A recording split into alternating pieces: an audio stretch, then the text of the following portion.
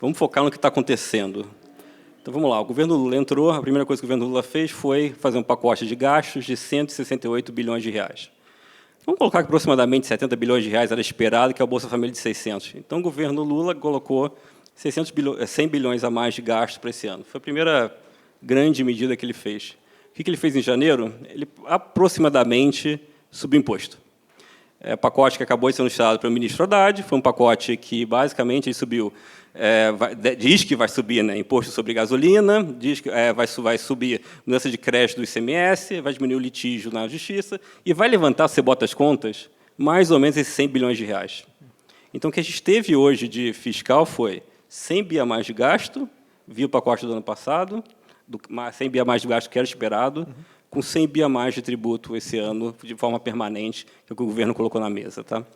Além disso, a pressão para o Banco Central mudar a meta, a gente acha que vai mudar. Então, em vez de buscar uma meta de 3% nos próximos anos, provavelmente vai ser um número mais alto, digamos 4%. E a gente sabe que vai ter um pouco mais de banco público. Foi recentemente falado, inclusive na visita do presidente na Argentina, que a gente pode financiar um gasoduto, que deu vários ruídos. Tá? Então, um pouco mais. Então, o que é o governo? Mais gasto, mais tributo, um pouco mais de banco público e um pouco mais de leniência com a inflação. Tá? Esse é o contexto. Agora, vamos para um primeiro ponto que eu acho super importante. Tá? Isso não é Dilma. Eu acho que tem muita gente olhando isso, fazendo analogia. Não, a gente está num governo parecido com o que foi o governo da ex-presidente Dilma, consequentemente, isso vai acabar em desastre econômico e você deveria sair rapidamente de qualquer ativo brasileiro. A gente não acha que é esse o caso. Tá? Quais são as diferenças? A Dilma aumentava o gasto e cortava imposto. Ela fazia as duas pontas. A Dilma fez desoneração adoidada, tentando achar que isso ia incentivar a indústria, e, às vezes, com o incentivo de controlar preço. Então, esse governo começou diferente, gastando e tributando, em vez de gastar e desonerando. Primeira diferença importante no fiscal. Segunda diferença, a Dilma colocou só no BNDES algo como 500 bilhões de reais para aumentar crédito. Acho que esse governo vai aumentar o crédito via BNDES e bancos públicos, mas não na magnitude da Dilma. E terceira diferença importante, a Dilma tentou aquele experimento com o Tombini de baixar os juros meio que na força. Hoje a gente tem um Banco Central independente, pelo menos nos próximos 2 anos, com pessoas que são conservadoras na inflação e que não vão brincar com a moeda como foi feito naquele momento. Tá?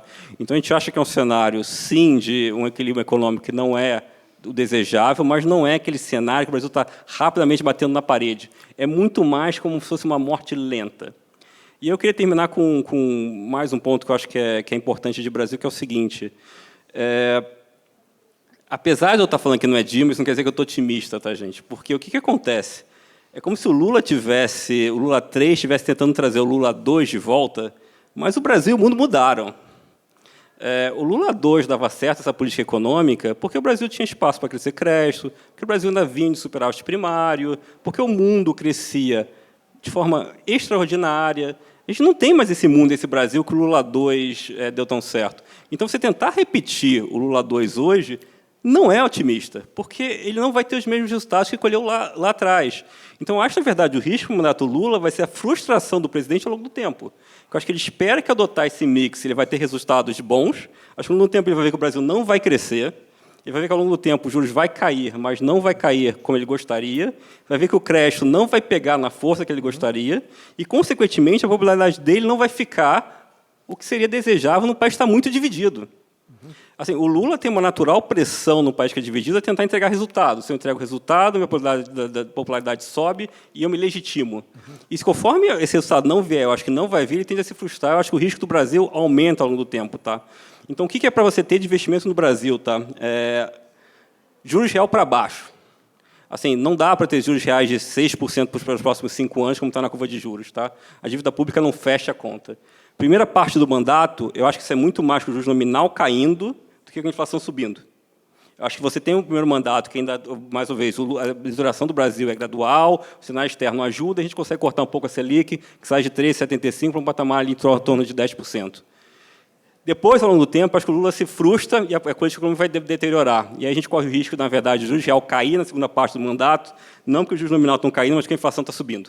Acho que essa é um pouco a história. Tá? O Brasil deteriorando gradualmente, não é Dilma, mas eu acho que o presidente se frustra e o risco aumenta ao longo do tempo.